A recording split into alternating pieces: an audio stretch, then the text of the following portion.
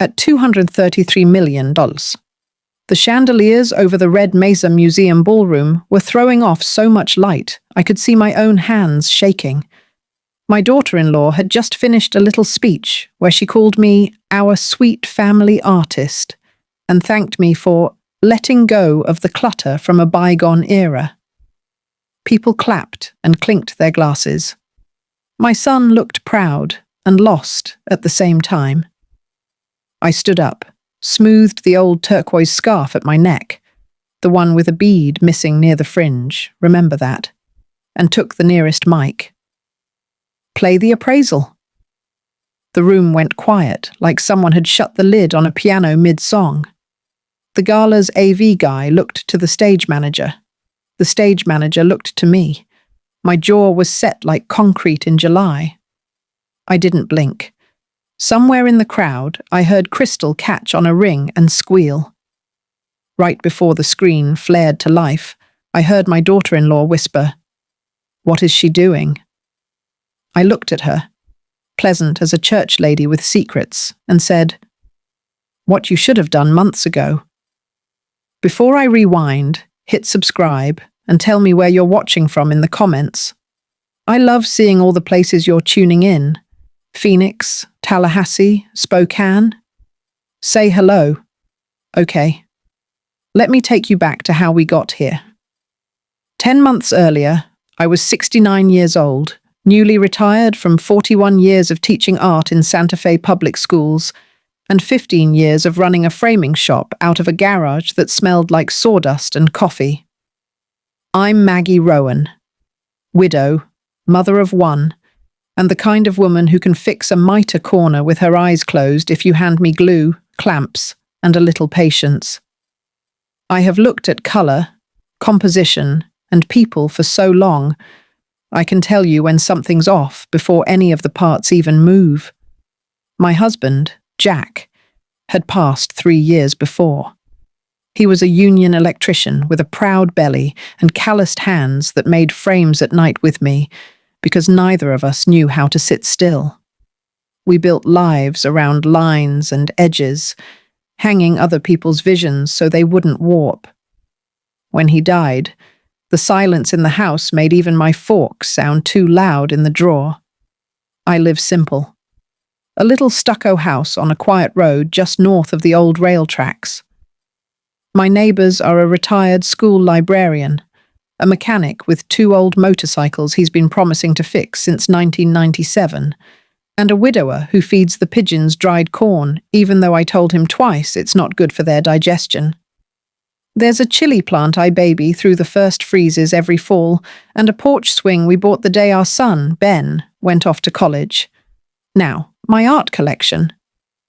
I used to call it my box of stories. Other people called it quirky or dusty if they were being unkind. Over the years, I helped young artists with frames or rent when they couldn't get a show. Sometimes they paid me with a piece because pride is a hard thing to swallow when you're 28 with a masterpiece on your hands and no cash in your pocket. Sometimes they insisted. "Mags, you'll have my first small water study," a boy said once, wiping his nose with the back of his hand in my doorway. Years later, he sent me a postcard from somewhere in Montana where the sky is big and the snow bigger. "Still painting. Hope you're still believing." I kept them all. The little abstracts. The big canvases I had to roll because there wasn't a wall big enough. The charcoal of a dancer throwing her head back like she'd just survived a tornado. The naive landscapes with crooked fences and sloppy clouds, a kind of hope made with bristle and oil. There were names you wouldn't know, and names you might know if you care about art. No, I'm not going to give you those. The point is, I saw them before other people saw them, because I had time. Because if you love anything long enough, you become a little bit prophetic about it. Ben married late, at 38, and he married quick. He'd spent years in Phoenix, building energy-efficient homes and turning sun heat into drinkable water in his spare time, because his father raised him to fix things with his brain. He called me one Sunday and said, "I met someone." 2 months later, I was buying a nice dress and practicing pronouncing my future daughter-in-law's last name. Caldwell. Her first name is Sloane. She is tall, blonde, and perfectly composed, like someone who has never had to wait for a late bus in her life. She has the kind of eyes that are pretty until she smiles the wrong way, and then they go sharp. We met over a noisy brunch where she told me she didn't eat eggs because they make me feel dull. She runs events, she said, fundraisers, openings, launches. I'm building a brand. We're calling it the Caldwell Collective. It's philanthropy with taste. She said the word taste the way a judge might say guilty. I watched my son watch her. He was enchanted. I tried to be happy. I was, for him. I also wished he'd sigh a little less when she turned away, like he'd just remembered something he'd misplaced. They moved into a slick townhome in Scottsdale with a pool that looked like blue glass and neighbours that nodded like they'd been trained to show only the top half of their teeth. When they came to visit me that first spring, Sloane clicked through my living room like she was appraising a property for a friend. She paused at the big oil study I keep over the mantel, a field of red oaks I've loved for 25 years, and tilted her head. "Who did this one?" she asked. "A woman named Irene Wynne," I said. She painted from the passenger seat of a pickup while her husband drove farm roads. That one's from Ohio. See the fence line? She always had a crooked fence in the corner to prove there's a human hand. Sloane made a small noise that could have been approval or indigestion. Interesting. Ben stayed after she went to bed that night, and we played gin and talked like he did when he was 14 and mad about a teacher that didn't understand kids who built bridges out of toothpicks in their spare time. He asked about the shop, about the kids at school. He listened to the gossip about the pigeon man. I watched his face and saw the boy layered under the beard and responsibilities. I went to bed, grateful. A month later, she called to ask if I'd let her help me declutter. "You know," she said, "after a certain age, too much stuff is just anxiety." I told her I wasn't anxious. "But wouldn't you feel lighter?" she pressed. "You could move closer to us. There's a very nice assisted living near us. They have watercolor classes." I laughed because it sounded like a joke, and then I realized she wasn't laughing. "I'm not moving," I said, "and nobody's making me paint by numbers in a rec room." "Of course," she said. "Of course." Her voice went sweet and brittle. "Just thinking of your comfort." That was the first uneasy sign. But this isn't about a move, it's about a word. We'll get there. Summer in Santa Fe is a museum in itself. The light makes everything look like a painting of itself. I got up early one Saturday in July to drive to the farmer's market and maybe swing by the co-op, where my favourite potter left bowls on the discount shelf for people who can count hairline cracks as character. 2 blocks from my house, I realised I'd left my wallet in the kitchen. I turned around. The front door was unlocked. The sound I heard when I opened it has a texture. Boxes, cardboard flaps, packing tape pulling free like a slow peel, voices. My son's caution and a thin thread of impatience from her. "Just this stack," she was saying. "No one is hanging these. They'll mould here." I walked in slow. Sloane had on black leggings and expensive sneakers, and she was holding a stack of unframed canvases with her pretty fingers like they were newspaper coupons. Ben looked over her shoulder. His eyes widened. "Mum? Hey." "What are you doing?" I asked. Calm. Teacher, calm. "We're getting a jump on the declutter," Sloane said, bright. "Surprise!" Her smile was too wide, like a bridge with no supports. We figured we'd clear the path to the kitchen so you stop bumping your hip. I told Ben that bruise looked terrible. There is no path from my entryway to my kitchen, I said. There is a hallway. Leave my hallway out of your mouth. She blinked. It just seems like there's a lot. We could take some of these to Goodwill or the church thrift. Ben was standing awkward, hands hovering like planes with nowhere to land. We thought we'd help, Ma. Which of you thought this? I asked him, but I looked at her. We both did, she said. She set the canvases down on the bench by the door, like she'd finally noticed the trembling in my hands. Look, I know some of this is sentimental, but most of it is just... She made a face like she had tasted old milk. Garage sale trash. Now, if you have ever loved anything nobody else understood, you know the feeling that shoots through your body when it gets named wrong. It's like being shoved and watched to see if you fall. I looked at her long enough for the clock in the kitchen to count 10 seconds because I did not trust my mouth. Ben started to say something and didn't. Put those back, I said, and be careful with the edges, or I'll make you wear gloves. Mum? Ben tried again, soft, trying to be the bridge. We're trying to help. You did not call. You did not ask. You did not bring boxes so you wouldn't steal my tape. I picked up the stack of canvases and took them from her like they were a baby. I knew each one by touch. Out, I said. Both of you. My son flushed the way he does when he thinks I'm embarrassing him. Sloane's jaw set. She put a hand on his arm like she could move him with 2 fingers through skin and muscle. Okay, she said. If that's how you want to be, we'll come back when you're ready to be reasonable. She left, and the rich girl smell of her perfume hung in my entry like a question. Ben lingered. Ma, he said, you can't live like a museum forever. I looked at him. This is my house. I'm living how I want. And I am a museum, thank you very much. He hugged me, stiffly. You know I love you. I do, I said, and watched him go. Now I have been insulted in my life.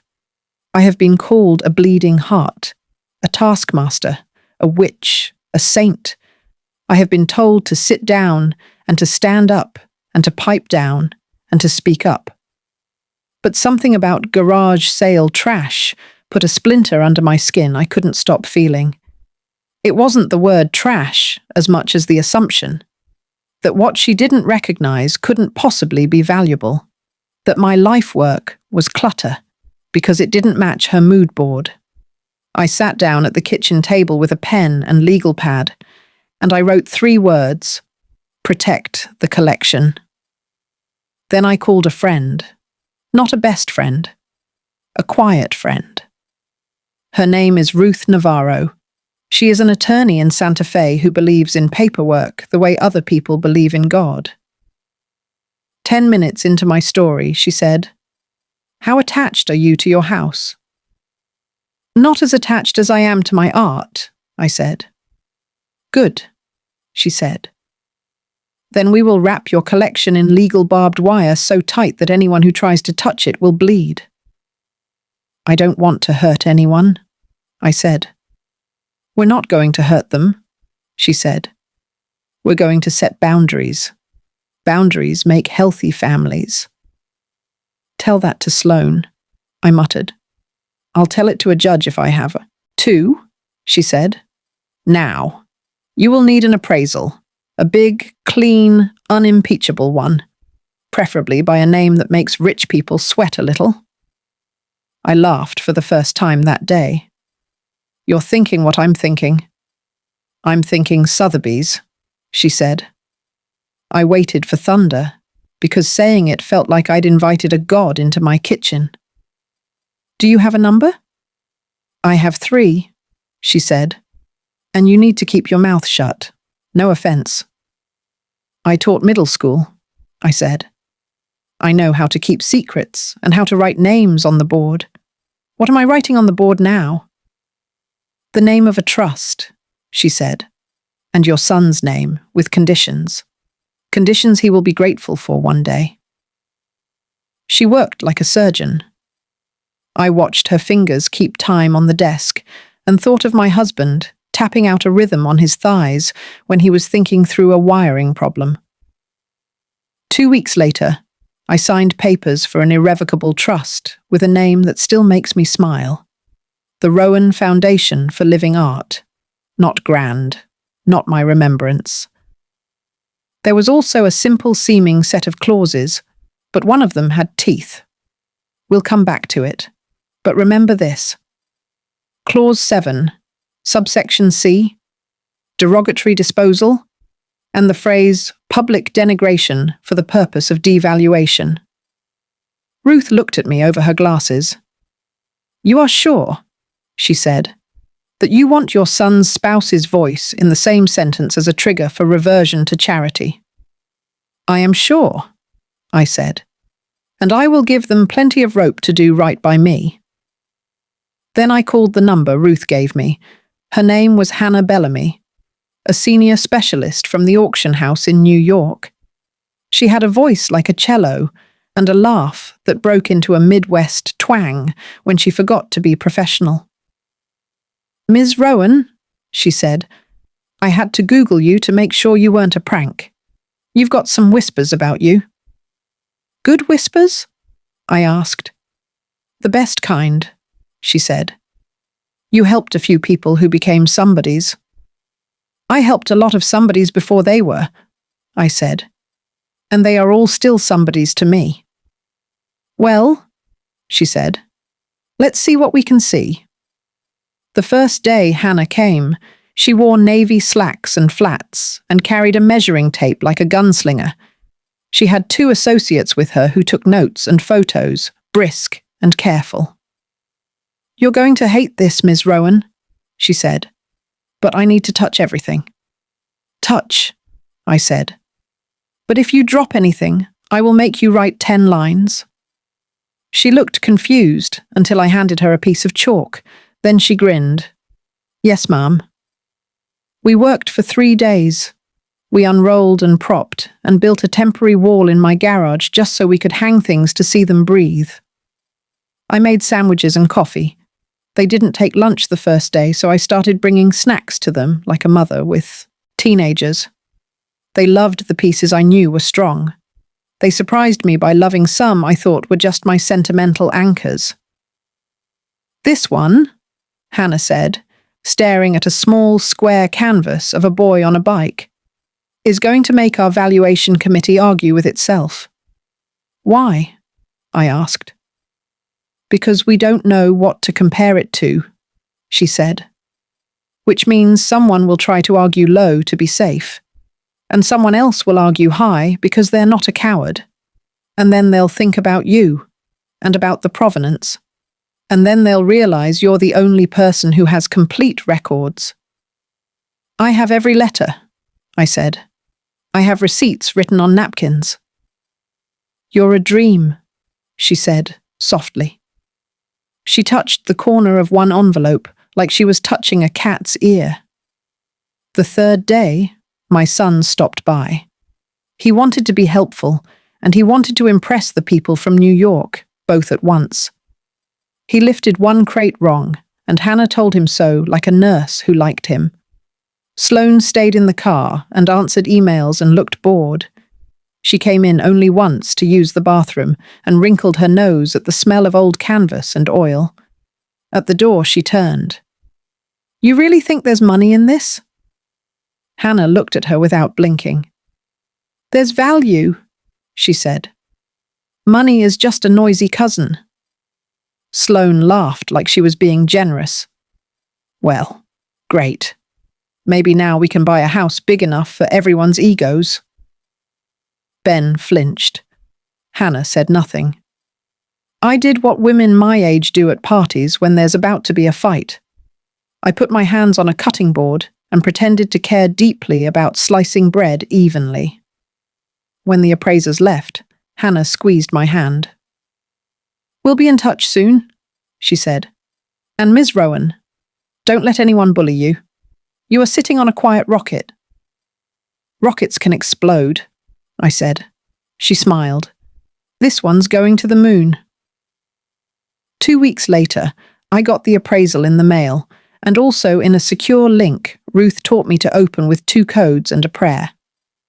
I set it on the kitchen table and ate half a buttered biscuit staring at the cover page. Then I called Hannah. Is this number real? She laughed. It's conservative. It said $233 million. I took my hearing aids out and put them back in because I thought maybe they had started telling me stories like a cruel friend does when she's bored. The number didn't change. I sat there a long time with the ticking clock and the smell of coffee and the sudden awareness that I could, if I wanted to, replace my porch swing with a spaceship. Then I picked up the appraisal and went to find Ruth. Ruth didn't blink. I told you there was a God in the kitchen, she said. Let's put it in the trust like a careful blanket. Do we tell Ben? I asked. My heart was in my throat saying his name. I know my son. I know his weaknesses, like I know my own. He wants to please. He wants to be a good husband. He does not always know how to be a good son at the same time. Not yet, Ruth said. Timing is all. You're not hiding a body. You're building a fence. Now, in case you think this is just a story about money, I need you to understand that every canvas had a person attached to it in my head. Some of them are dead. Some of them got sober. Some of them left someone who was harm in their life. Some of them left me a note.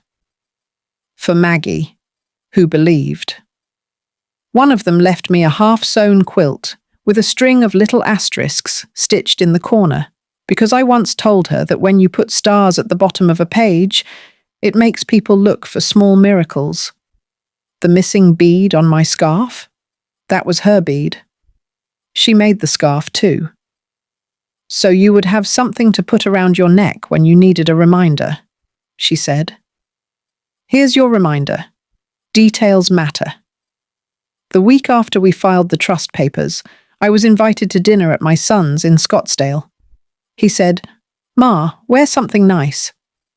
I wore the turquoise scarf. Sloane's parents were there. Priscilla and Howard Caldwell live in a house that has no dust and probably no laughter either. They both have voices honed for charity teas. We sat at a table that looked like it had been polished between courses. The waiter refilled my water when it was 3/4 empty.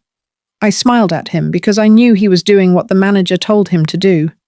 Touch the table every 4 minutes so the rich people feel seen. I used to tell my students, notice people who have to count minutes for their job. They are experts in stamina. Priscilla tapped her knife to her glass and smiled at me like someone selecting a puppy. Margaret? She said. No one calls me Margaret, but she needed me to be proper so she could put me in a box. We are so excited that you are joining us in supporting the Red Mesa Museum's Spring Gala. Sloane is co-chairing the silent auction, and we've heard you have some charming little paintings that could use a good home. The table went silent in that special way that is almost applause for polite aggression. I took a sip of water that tasted like metal. I have a collection, I said. It has a home. Howard cleared his throat. These things are so much better when everyone participates, he said, glancing at my son like he was checking if Ben was going to install a light fixture in their guest house without charging. We've been talking about a feature wall, something that signals taste.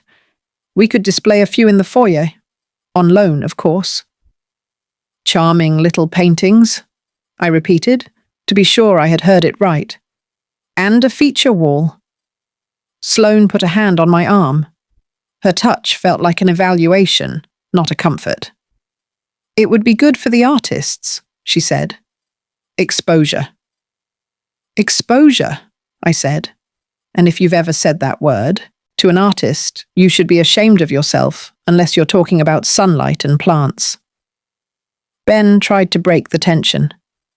Ma, it's just for the night. If you have anything you don't mind parting with, it could make a great difference for the museum. And Sloane's on the committee. It would mean a lot to her. Can't buy taste, I said under my breath. What? Priscilla asked, so quickly I knew she'd heard. I said maybe, I said. I'll think. When the salad came, Sloane leaned in. It's time, Maggie. Let us help you be part of something bigger than your little house. God knows it all smells like old canvas. I put my fork down and smiled. Bigger than my house, I said. I'll consider it. Now, I could have thrown the number down like a hammer. I could have told them to put their feature wall where the sun doesn't shine. But I have learned this. When people are so sure they are right about you, nothing you say will change their minds. Only action, evidence, and timing will. There were 3 small things that happened over the next 2 months that I need you to hold on to. First, I found a consignment note in my recycling. It had my name on it in a handwriting that was not mine. It contracted the sale of 4 small works of negligible value to a gallery in Scottsdale called Abode West for charity purposes. The initials looked like mine if you squinted and had a concussion. I picked it up and held it to the window. In the lower right corner, someone had left a coffee ring. I recognized the ring, because Sloane drinks a particular brand that leaves a lemon aftertaste. I know this because I threw out one of her cups once, and the smell got on my hands. Remember the coffee circle. Second, the Red Mesa Museum's event committee published a sneak peek list of silent auction items on their website. Item 127 was a box of whimsy, 8 works on paper by emerging Southwestern artists from the personal collection of Margaret Rowan. I had not agreed to anything. The thumbnail photo was a stack of my pieces, fanned like cards, taken in my home. In the upper right corner, you could see the missing bead in my scarf on the chair. Third, Ben called me late one night. He was whispering like a boy again. Ma, he said, are you mad at me? Always, I said, because it's the kind of joke we make. He didn't laugh. She's trying, he said. Sloane is trying. Her parents they want to help us look like we belong. You do belong, I said. You belong wherever you stand. He sighed. You know what I mean. I do, I said. And I know what she means when she calls my things trash. She means me. He gasped, offended on my behalf. She did, I said. She's not ready to apologize. That's okay. I'm not ready to forgive. He was quiet. Do you remember when I was 7 and I told you I didn't need help tying my shoes and then I tripped at recess and scraped my knees bloody? You bled all over your shorts and then told me you won, I said. I told you I was fine, he said. Kids do that when they're embarrassed. What do men do? I asked. He didn't answer. I paused. I love you, I said. Enough to let you be wrong a while. Now, when you've taught middle school as long as I did, you know when a prank is brewing. People start moving in ways that look helpful and smell funny. Sloane started showing up at my house with helpers. They brought black plastic tubs and 2 rolls of bubble wrap and no plan.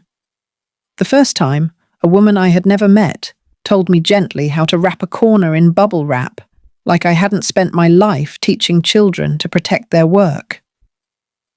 The second time, a man took a framed drawing off my hallway and put it in a tub without writing down where it came from. The third time, I stood in the doorway and said, "Everyone out of my house except my son." Sloane looked at me like I was being dramatic. "We're just trying to make your life easier, Maggie." "By stealing?" I asked. Don't say that, she hissed. You're going to make people nervous. Good, I said. They should be. I closed the door behind them and called Ruth. It's time, I said. She didn't argue. We'll invite them to the trust signing for optics, she said. I'll have a copy ready with the clause highlighted. Bring that scarf. You know the one. The one with the missing bead, I said. At the Red Mesa Gala, she said. If they're going to perform in public, so are we. What if they don't try anything? I asked. They will, she said. They always do. In the meantime, Hannah called. Do you want to walk through the highlights? She asked. We've got a nice tidy summary for normal people who don't enjoy reading 500 pages of numbers. I'm a normal person, I said. Speak to me slow. She did. She told me which pieces were likely to go stratospheric if they ever hit the market. She told me which ones had sentimental value that didn't translate to money, but would make collectors cry. She told me which of the unknowns were no longer unknown, and which of the unknowns still should be. She told me the number again, and I wrote it down on a post-it, even though I didn't need to, because part of me would always need to see it, and half not trust it. I slept with the appraisal under my bed, which is very funny, and very not funny at all. A week before the gala, my son came by alone. He stood on my porch and looked small, and he hasn't looked small since he was 12 and got cut from a baseball team he didn't even want to be on. Ma, he said. She wants to use 4 pieces for the silent auction, just to show people you're involved. Did she sign anything? I asked. He frowned. Like what? Like the papers I told her 10 times we'd need to sign if any of my work goes anywhere I can't see, I said. Like the loan agreement Ruth drafted for the museum, which I emailed to her and your committee chair. He shifted. She said the museum has their own forms. They can use their forms to light a fire, I said. Mine are the only ones that matter to me. I put a hand on his cheek and felt the scratch of his beard. What's going on, Ben? He looked at the floorboards. She applied for a short-term loan, he said. Against the pieces, to pay the catering deposit. She thought. I held up a hand. I had to breathe. I had to breathe through the grief and the anger and the stupid idea that my daughter-in-law thought my life could be used as collateral for canapes. And did she get it? He shook his head. No. They wanted proof of ownership, and she couldn't find the paperwork. She couldn't find it because it's in my filing cabinet, I said. Under R for Rowan. He looked so ashamed I almost hugged him and said it was okay and tripped over myself, apologizing for making his life hard. That's a habit women my age have to watch. You're going to fix this, I said. Not because I demand it, because it's the right thing. You will tell your wife that if she tries to move a single piece of my collection without my signature and the trust's authorization, she will be wearing stripes, and not the fashionable kind. Ma, he said. He smiled in spite of himself. You're scary. I taught 13-year-olds, I said. I can take a punch, and I can give one with rules. He took a breath. She's going to be mad. The gala is... He rubbed his face. It's everything to her. Then I suggest she stop stealing and start fundraising, I said. He laughed, and it sounded like a cough.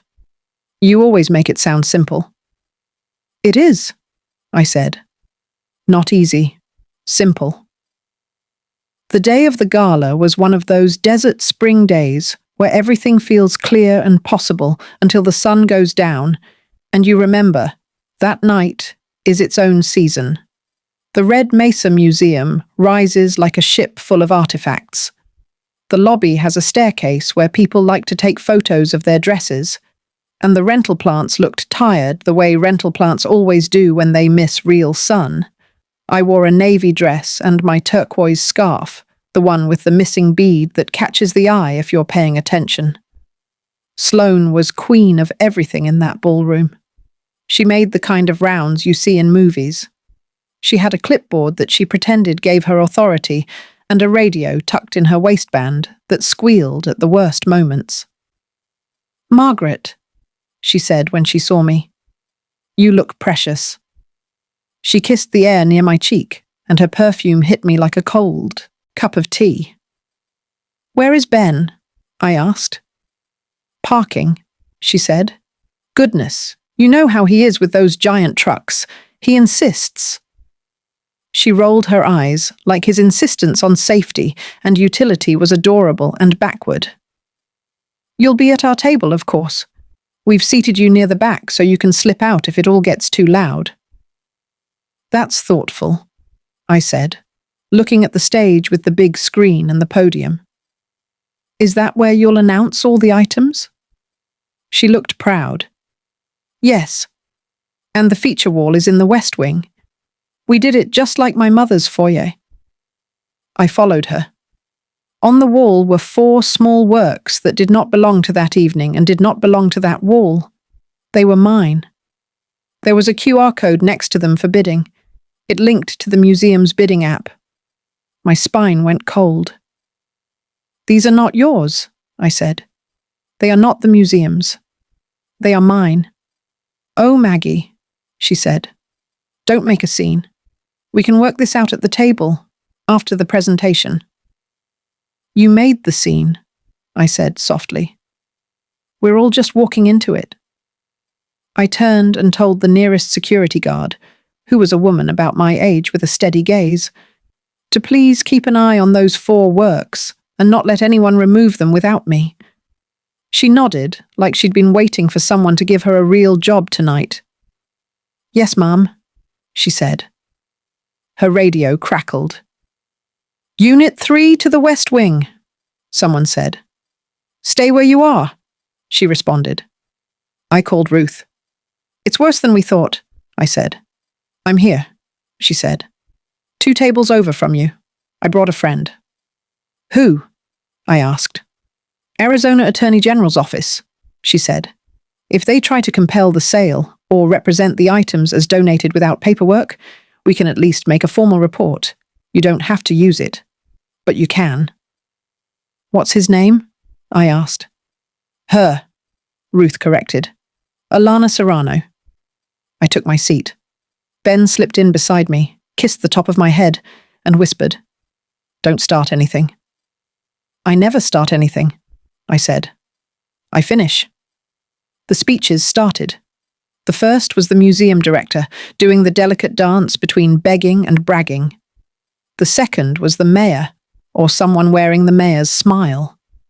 The third was Priscilla, who thanked her hairdresser and the weather and her daughter's tireless efforts and the donors from Old Stone Canyon, with a special little glance to the left that made those donors sit taller.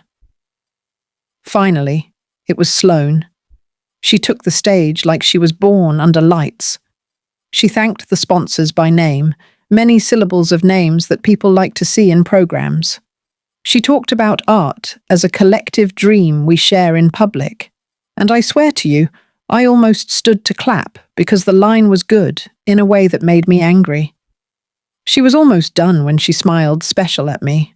"And we couldn't do any of this without our community," she said. "Even those of us who don't have much to give." She laughed, self-deprecating, the way predators do. "My darling mother-in-law has graciously agreed to part with some of her charming pieces this evening. You'll see them on the feature wall in the West Wing.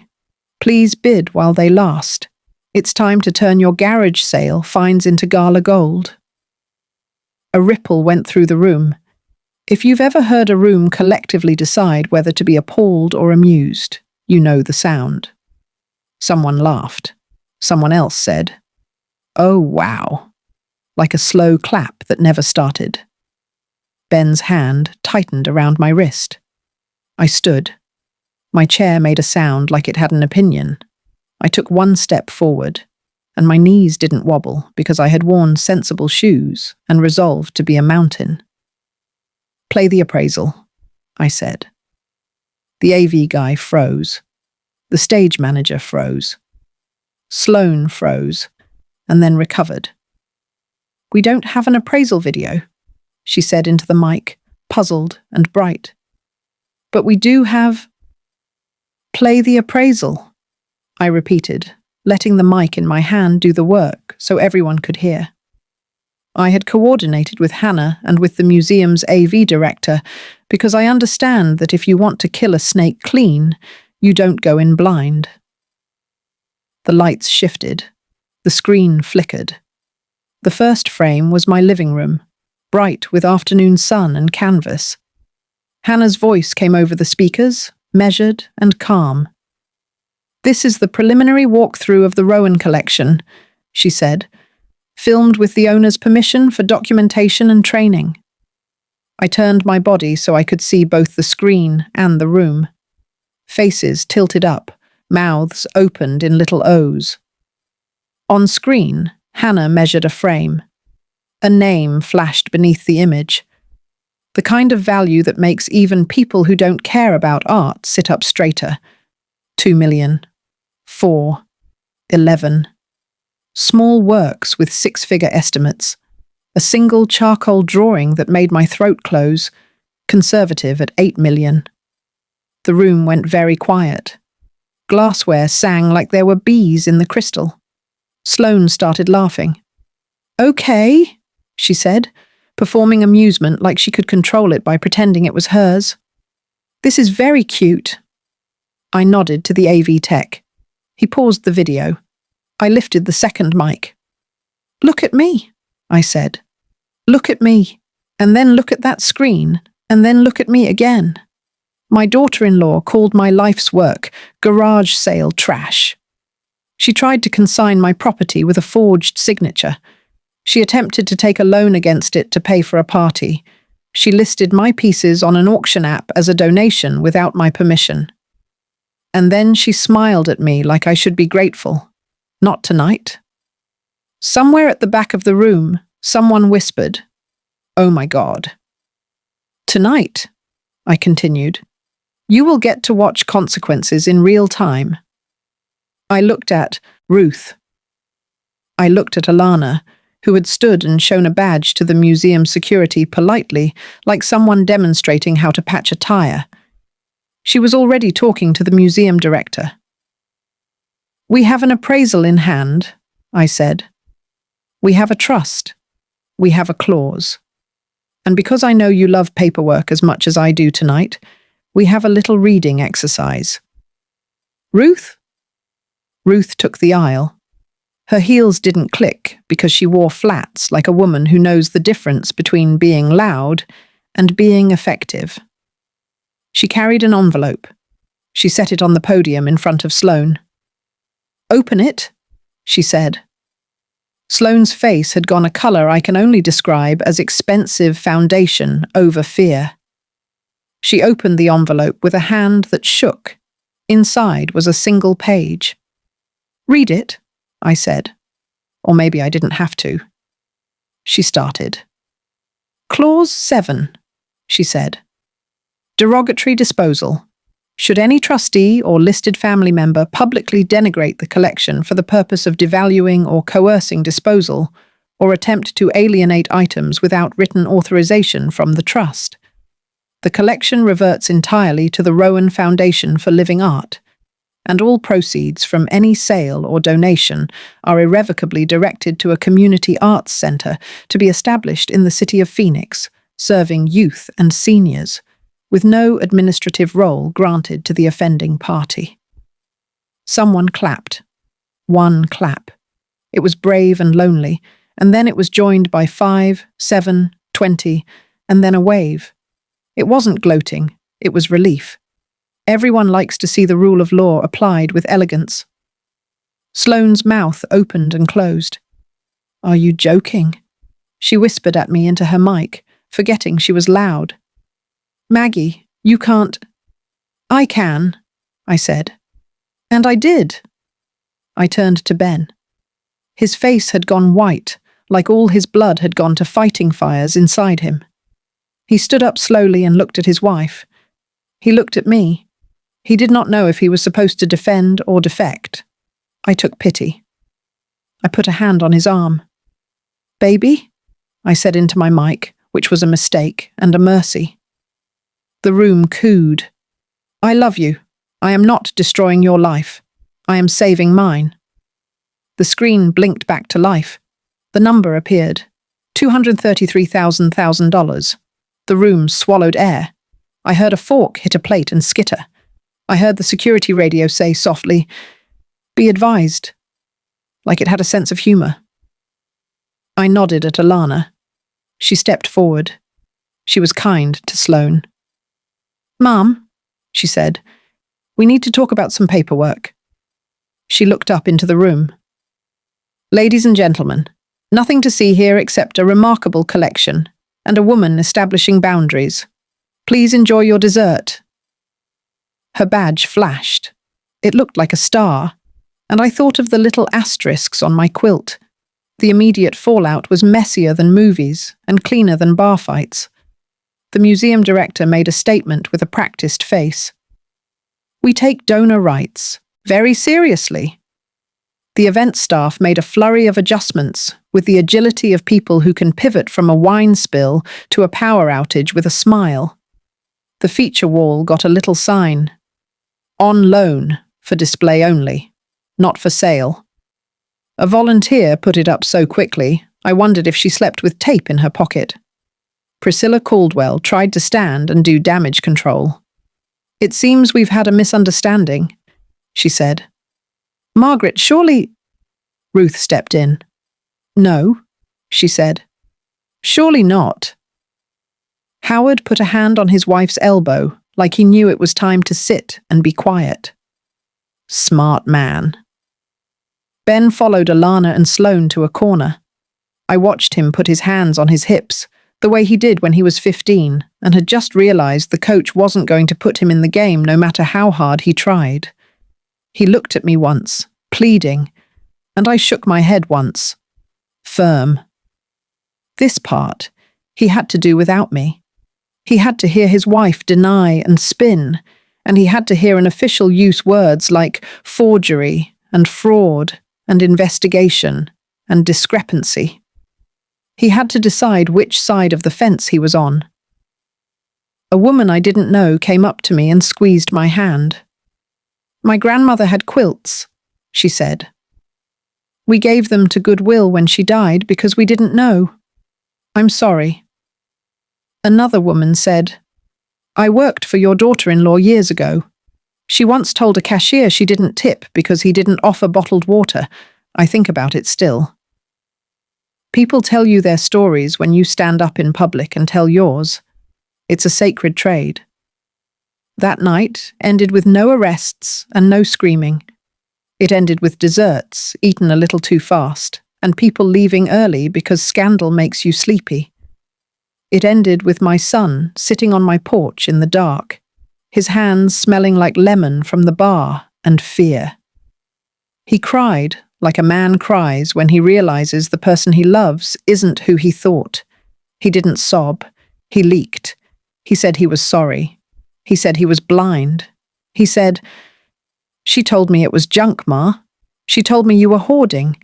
She told me she was saving you." "I know," I said, and touched his hair like he was 7. "You wanted to believe her. It's okay. Love is a blinder and a balm." "What do I do?" he asked. "You tell the truth," I said. "And then you get a lawyer. Not Ruth. Someone who doesn't love me and will only protect you." He took a breath that sounded like a saw. "Thank you." "Don't thank me," I said. "Just get it right." The days after were a slow peel. The Arizona Attorney General's office opened an inquiry into the forged consignment. Abode West Gallery suddenly had a glitch in their phone line and a brand new lawyer who specialized in not knowing how to answer simple questions. The museum issued a statement apologizing for the premature listing of items and removed item 127 from their site with a cheerful "Oops" banner that made me laugh in spite of myself. The media sniffed around. A local anchor asked me on camera if I regretted making the situation public. "No," I said. "I regret trusting someone who can't be trusted. And even then, I don't regret love." Sloane posted a long note on social media about miscommunications in high-pressure environments, with a photo of her in a white blouse at a desk with flowers. She said she never intended to diminish anyone's legacy. She did not apologize for calling my work garage sale trash. Comments under the post were polite and curious, and then increasingly sharp. People like to watch someone miss their chance to be humble in real time. It's awful. It's human. That week, Hannah flew in from New York without being asked. "I wanted to sit with you," she said. "You looked very brave on that screen. Brave can make you lonely after." We sat at my kitchen table, and she told me stories about other collections. The ones that went to children who cared, and the ones that went to universities that locked them in vaults forever, so no one could fight about them. She told me which wealthy men cried in her office, and which ones demanded a glass of water like she was a waitress. "You're one of my favorite humans," she said, "and I've met a lot." "Am I going to be okay?" I asked. "You're already okay," she said. "You know who you are. The rest is paperwork." 2 weeks later, my son moved out of his townhome and into a small apartment near his office with a view of the freeway that he said he liked because it reminded him of how many different directions there are. He filed for a legal separation. He asked to see me on Sundays. We went to the farmer's market and pretended not to see people pretend not to look at us. He ate a green chili burrito that burned him and made him cough and laugh. Sometimes you need to feel something simple. The inquiry turned into more. It always does when you start pulling on the edge of a rug. Abode West had a habit of acquiring donations the day before a major donor gala and then magically returning or losing them if values weren't high. Who knew how many people had lost treasures because someone told them their clutter was worthless? The Attorney General's office found a chain of emails that included Sloane and the gallery owner in a cozy relationship that looked less like philanthropy and more like petty theft in expensive shoes. There were whispers about other events, other women who had been encouraged to let go, where letting go looked a lot like someone pushing. There was a board meeting at the Red Mesa where I wore flats and my scarf and sat at the back and listened to institutional language get precise. Conflict of interest. Breach of protocol. Public trust. They voted to remove Sloane from the event committee and asked her to resign from the junior board. The museum director cried in his car afterward because he hated politics and loved art and had to do both to keep his job. Sloane's parents stopped sending invitations. They threw a dinner without me, where they pretended being embarrassed is not the same thing as being wrong. People went and ate food without joy and told me later in the grocery store that they were on my side. I nodded and thanked them, and then chose the mid-priced coffee because I am still me. Now here's the twist you might not expect. I did not sell the collection. I did not buy a yacht or a wing or a new name. I put almost all of it into the trust, and I funded a community arts centre in Phoenix, like the clause promised. We bought a building no one was using, and we painted the walls myself and named the rooms for people no one will put on a feature wall. The Edith Room, the Irene Room, the Jack Shop, the Bellamy Studio, the Serrano Office, the Navarro Library, because you honour the people who save you with paper and stubbornness. We hung pieces in classrooms behind glass, where kids with sticky fingers could put their noses up and fog the barrier and say, "I could do that." And then I put a brush in their hands and made sure they did. One afternoon, months after the gala, Sloane came to see me.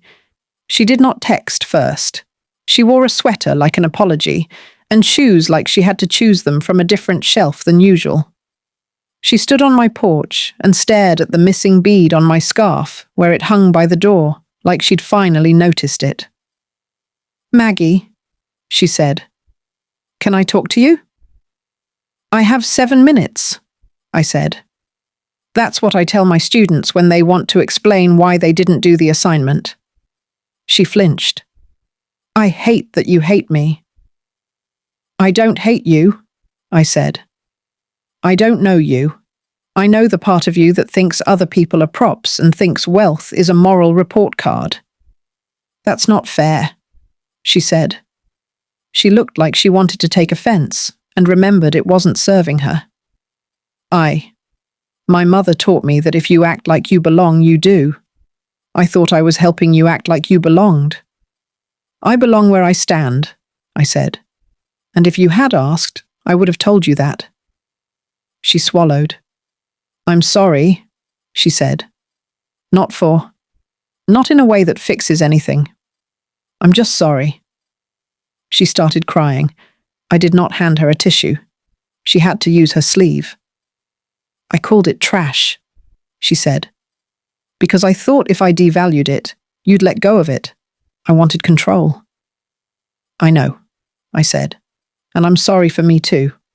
I'm sorry I didn't put my boundaries in place before you forced me to." "Ben says you might forgive me someday," she said. "Ben is a better person than both of us," I said. "Someday is a long way off, but you can start by telling the truth. To the investigators, to the museum, to your parents, to yourself." She nodded. Okay. She did. She wrote a letter that the Attorney General added to the file. It didn't absolve her. It did make clear that the gallery had been salivating for years, and she was a willing set of teeth. She paid fines. She did public service. She taught a workshop at the community centre on how not to be a philanthropist, where she stood in front of 16 teenagers and said, "Don't do what I did." They loved it. Teenagers can smell sincerity, even if the perfume doesn't cover it. She is still learning. So am I. Ben and I have dinner every Sunday. He is dating someone now. I like her. She is small and fierce and keeps a notebook in her bag with lists drawn in tiny, neat lines. She asked me questions the first time she stepped into my house, and then asked me if she could ask me more questions. That's how you know. The Arts Centre hums. There's a girl with a laugh like bells who did a charcoal last week that made me remember why I got up for 30 years and let kids roll their eyes at me. There's a man who hasn't taken a drink in 80 days who built a frame with his own hands and stared at it like it was his first child. There's a woman whose husband left who learned to stretch canvas without ripping the edges. There are asterisks on a quilt in the corner. There's my scarf with the missing bead hanging on a peg to remind me that small imperfections are like breadcrumbs for the soul. Sometimes I get asked, at the grocery store or after church or at the arts centre, if I would do it differently, if I would have kept my mouth shut and my head down and my family quiet. If I regret, I do not. I regret only the hurt that comes when you tell the truth and someone preferred the lie. I regret that my son had to pick up a rock and look at the worms underneath. But I do not regret that he now knows what we're made of. One more thing. The museum asked if they could do a retrospective. I said no. I said, do 6 retrospectives. Fill the walls with names no one goes to dinner for. Put their work up and don't hang plaques about me. The director smiled and said, "You're a tough old thing, Ms. Rowan." I said, "I'm a kindergarten teacher with better hair. Get the show up." We opened the Rowan Foundation for Living Art last month. The mayor came. He didn't have a speech. He just hugged me and whispered, "We needed this." Hannah came, and pretended she flew in for another appointment. Ruth cried and pretended she had something in her eye. Alana Serrano stood by the coffee urn, and the kids stole looks at her badge and then at her face to see if heroes wear makeup. They do, sometimes. Priscilla and Howard didn't come. Sloane came and stood in the back and clapped without hitting her rings on her glass. That night, I sat on the porch and listened to the neighborhood hum. Pigeons on the wire. A motorcycle that finally started. My neighbor laughed. In my lap, that appraisal lay folded in half, like a letter from a friend. The number mattered, and it didn't. It mattered because value is a language people in power understand. It didn't, because the center would have existed in my heart without the money. But we needed paint. We needed electricity. We needed light. Remember the scarf? The missing bead? A child tugged it that first week at the center and said, "You're missing one." I said, "I know." She frowned. "Are you going to fix it?" I said, "No." She said, "Why?" I said, "So you notice it, and so you ask." If this story resonated, don't forget to subscribe and drop a comment with your city. Tell me where you're listening from, and if you've ever been told your treasure was trash. Your voice matters. And if someone is in your living room with boxes they didn't ask to bring, you tell them, out. The world will try to appraise you low. Do not sell. End.